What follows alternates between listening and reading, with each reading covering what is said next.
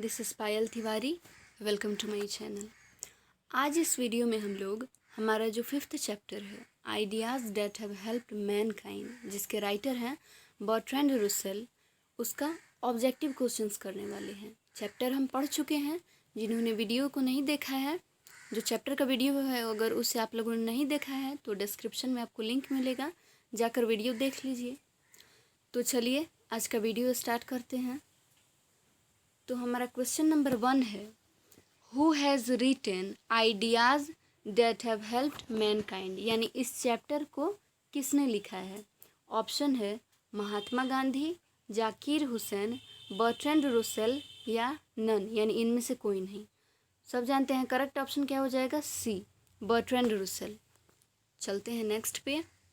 तो हमारा next question है, Bertrand Russell was born in dash, यानी बर्ट्रैंड रसेल का जन्म कब हुआ था। ऑप्शन है 1872, 1874, 1882 या 1892।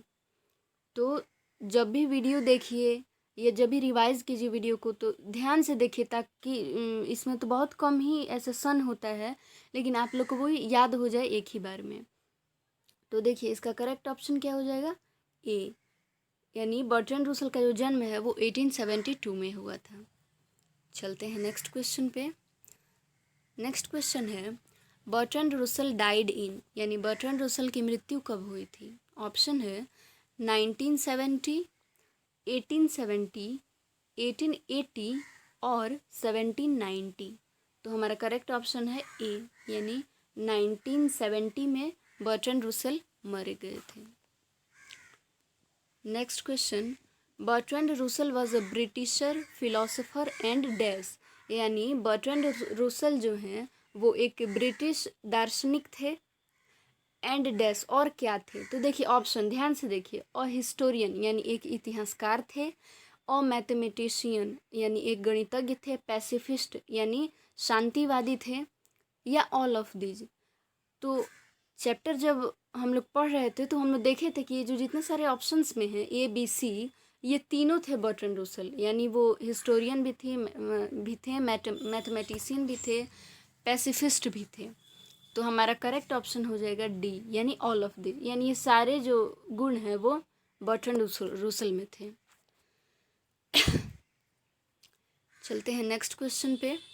हमारा नेक्स्ट क्वेश्चन है, dash was a commentator on a large variety of topics, यानी ये जितने भी ऑप्शंस हैं राइटर के, तो इनमें से कौन से ऐसे राइटर हैं जो बहुत सारे बहुत सारे टॉपिक्स पे, बहुत सारे मुद्दे पे कमेंट्री करते थे, यानी उस पर टिप्पणी करते थे। ऑप्शन देखिए, Mahatma Gandhi, Bertrand Russell, Martin Luther King या नन, इनमें से कोई नहीं। करेक्ट ऑप्शन क्या है, बर्ट्रैंड रसेल, यानी हमारा बी वाला जो ऑप्शन है ये करेक्ट है, हम इसे टिक कर देंगे। चलते हैं नेक्स्ट पे। हमारा नेक्स्ट क्वेश्चन है, Bertrand Russell was awarded Nobel prize in literature in dash, यानी बर्ट्रैंड रसेल को नोबेल प्राइज़ से सम्मानित किया गया, यानी साहित्य में नोबेल प्राइज़ से सम्मानित किया गया किस सन में।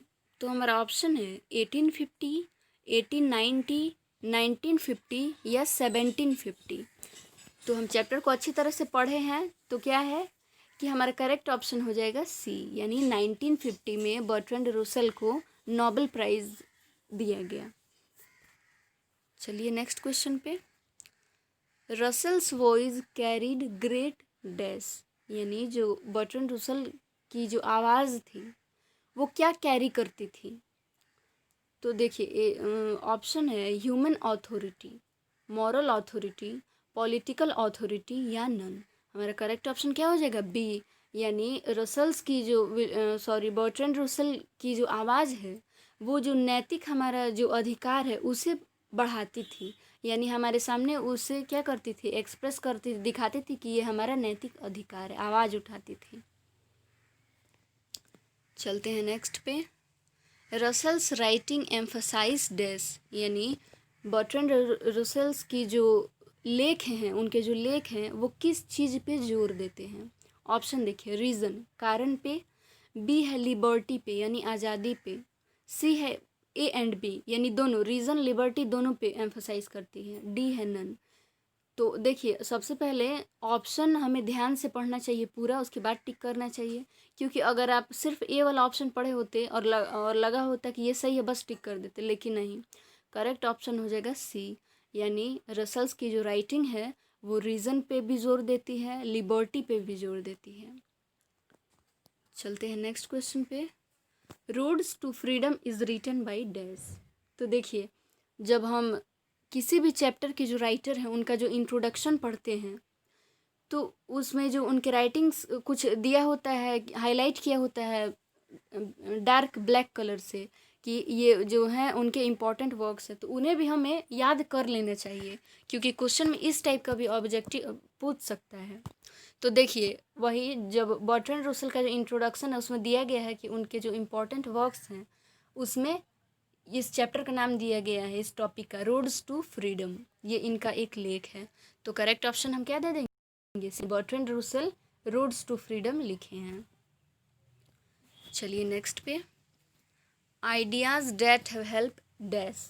बहुत ही इजी है, हमारा जो चैप्टर का जो नेम है ये वही है, बस समझिए एक फिल इन द ब्लैंक्स की तरह है। ऑप्शन है animals, mankind, A and B या नन। करेक्ट ऑप्शन हो जाएगा बी, यानी ideas that have helped mankind. चलते हैं नेक्स्ट क्वेश्चन पे।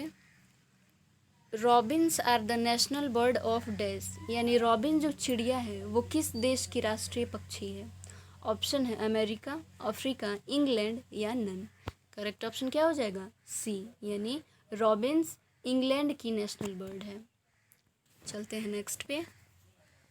In how many types Bertrand Russell divided the ideas, यानी जो मैनकाइंड को हेल्प करने वाले जो आइडियाज़ हैं उससे बर्ट्रैंड रसल ने कितने भागों में बांटा है।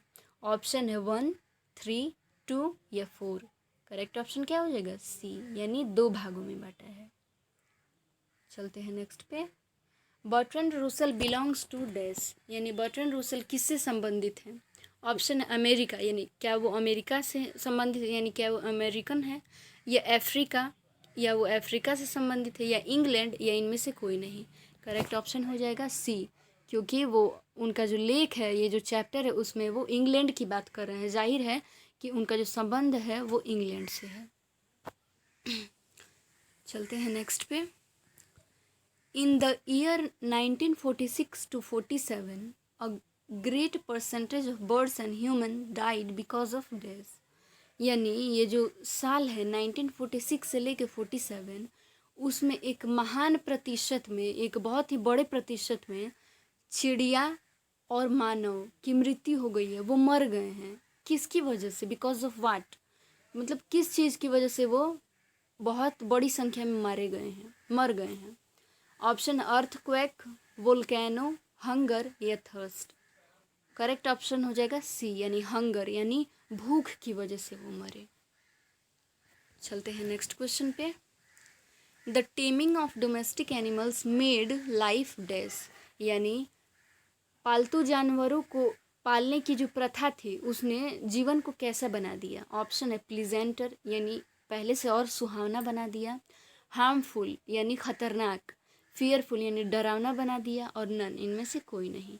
करेक्ट ऑप्शन क्या होगा, ए, प्लीजेंटर, यानी जब आदि मानव जो है वो एनिमल्स को पालने लगे तो उनकी जो ज़िंदगी है वो प्लीजेंटर हो गई, क्योंकि उनका जो काम होता था उसमें वो एनिमल्स भी हेल्प करने लगे। चलते हैं नेक्स्ट पे। The first step in the progress of man was dash, यानी जो मानव जाति है उसको विकसित करने का जो पहला कदम था वो क्या था। ऑप्शन है टेमिंग एनिमल्स, यानी जानवरों को पालतू बनाना, लैंग्वेज, यानी भाषा का उदय होना, इन्वेंशन ऑफ फायर, या नन। करेक्ट ऑप्शन क्या है, सी, यानी आग की खोज ही वो सबसे पहला कदम है जिसने इंसान को विकसित बनाया है। चलते हैं नेक्स्ट क्वेश्चन पे। Fire was used for dash, यानी आग का प्रयोग किस लिए किया जाता था। ऑप्शन है कुकिंग, ये तो नहीं ही होगा कुकिंग, क्योंकि हमारे पूर्वज नहीं जानते थे खाना पकाना। बी है कीप अवे वाइल्ड एनिमल्स, यानी जंगली जानवरों को दूर रखना। स्लीपिंग, यानी सोना। डी है नन, यानी इनमें से कोई नहीं। करेक्ट ऑप्शन हो जाएगा बी, यानी पहले हमारे पूर्वज आग का प्रयोग जंगली जानवरों को भगाने के लिए करते थे, दूर रखने के लिए करते थे। चलते हैं नेक्स्ट क्वेश्चन पे। Dash would not help corn to grow unless he was allowed to feast on the blood of child. यानी कौन अनाज को उगने में मदद नहीं करता था तब तक जब तक उसे बच्चे के खून का भोज न दिया जाए, यानी जब तक बच्चे की बलि न दी जाए, खून उसे चढ़ाया न जाए, तब तक वो अनाज उगाने में मदद नहीं करता था। ऐसा लोग मानते थे, ये रियल फैक्ट नहीं है, ऐसा लोग मानते थे जो आदि मानव थे वो। ऑप्शन है मोलोक, फिंच, सुलोक या नन। करेक्ट ऑप्शन हो जाएगा ए, यानी वो लोग मानते थे जो कृषि के देवता हैं वो मोलोक हैं और वो तब तक हमारे अनाज को नहीं उगने देंगे, नहीं मदद करेंगे उगाने में जब तक हम बच्चे की बलि न दे दें। तो करेक्ट ऑप्शन हो जाएगा ए। चलते हैं नेक्स्ट क्वेश्चन पे। In dash the last step was never taken. यानी कहाँ जो अंतिम कदम था वो कभी नहीं लिया गया। चैप्टर हम लोग पढ़े हैं, अंतिम कदम क्या था? जो वर्णमाला होती है उसका आविष्कार करना, उसे खोजना। तो अब तक ऐसा कौन सा देश है जहाँ वर्णमाला नहीं है, जिसकी भाषा में वर्णमाला नहीं है? ऑप्शन है इंडिया, भारत में तो है, चाइना, अमेरिका या अफ्रीका। करेक्ट ऑप्शन हो जाएगा बी, यानी चाइना का जो लैंग्वेज है उसमें अभी तक वर्णमाला नहीं है, उसकी खोज नहीं की गई। चलते हैं नेक्स्ट पे। Invention of dash was more important than domestication of animals. यानी किस चीज़ की खोज जानवरों को पालने से भी ज़्यादा ज़रूरी थी? ऑप्शन है कार, ये तो नहीं ही होगा क्योंकि उस टाइम तो कार मतलब छोटी छोटी चीज़ें नहीं जानते थे पूर्वज हमारे।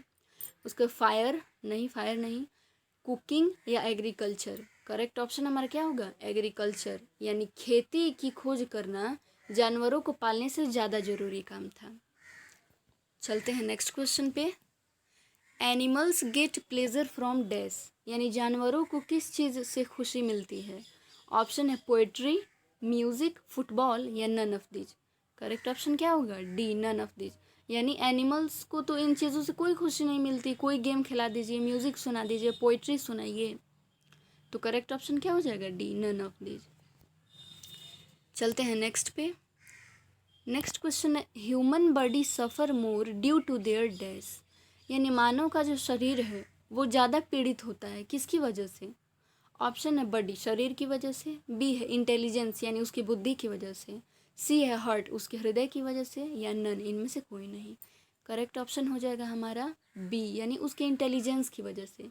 क्योंकि देखिए हम जो ह्यूमन बींग्स हैं हमारे पास बुद्धि है, तो हमारी बुद्धि क्या करती है? ना ही हमारे पास्ट के दुखों को भूलने देती है और हमेशा क्या करती है? फ्यूचर में आने वाले प्रॉब्लम्स की वजह से प्रेजेंट ख़राब कर देती है। यानी हम फ्यूचर में आने वाले प्रॉब्लम को लेके प्रेजेंट को भी एंजॉय नहीं कर पाते हैं। तो ये जो हमारा जो रीज़न है जिसकी वजह से हम पीड़ित रहते हैं, सफ़र करते हैं, तो वो है हमारी बुद्धि। बुद्धि बहुत अच्छे अच्छे काम भी करवाती है हमसे, लेकिन बुद्धि की वजह से ही हम क्या करते हैं? सफ़र करते हैं, पीड़ित होते हैं। चलते हैं नेक्स्ट पे। Birds die of hunger during days. यानी जो चिड़िया है वो भूख से कब मरती है? ऑप्शन है समर, गर्मी में, रेनी डेज, बरसात के दिनों में, विंटर, जाड़े में, या डी है नन। करेक्ट ऑप्शन क्या होगा? सी, यानी जाड़े में। विंटर में ही बर्ड्स जो हैं वो हंगर से यानी भूख से मर जाती हैं। चलते हैं नेक्स्ट पे। The most indubitable respect in which ideas have helped mankind is dash. यानी जो सबसे जो निस्संदेह जो कारण है जिसने मानव जाति की मदद की है वो क्या है? ऑप्शन है नंबर्स, उसकी संख्या, प्लेजर, उसका आनंद, इंटेलिजेंस, उसकी बुद्धि, या फ्रेंडशिप, उसकी दोस्ती। करेक्ट ऑप्शन क्या है? ए, यानी जो सबसे पहला कारण हमारे माइंड में आता है जिसने मानव जाति की मदद की वो है नंबर्स, यानी मानव की संख्या। चलते हैं नेक्स्ट पे। We are more friendly dash. हम लोग कहाँ बहुत मैत्रीपूर्ण हैं, यानी फ्रेंडली हैं, फ्रैंक हैं। ऑप्शन है आउटसाइड द हर्ड, यानी अपने बिरादरी के बाहर के लोगों से, बी है विद इन द हर्ड, अपनी बिरादरी के लोगों से, एवरीवेयर, हर कहीं, या नोवेयर, कहीं नहीं। करेक्ट ऑप्शन है बी, यानी हम अपनी बिरादरी के लोगों से फ्रेंडली रहते हैं, बिरादरी के बाहर के लोगों से तो हम फ्रेंडली नहीं रहते हैं। चलते हैं अपने लास्ट क्वेश्चन पे।